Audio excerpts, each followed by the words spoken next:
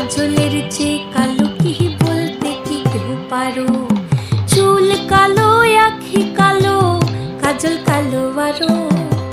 কাজলের চেয়ে কালো কি বলতে কি কেউ পারো? আমি যারে বাসি ভালো, কাজলের চেয়েও কালো। আমি যারে বাসি ভালো, কাজলের চেয়েও কালো। হয় না যে তার তুলনা, এত যে নিঠুর বন্ধু জানা ছিল না গো। এত যে নিঠুর বন্ধু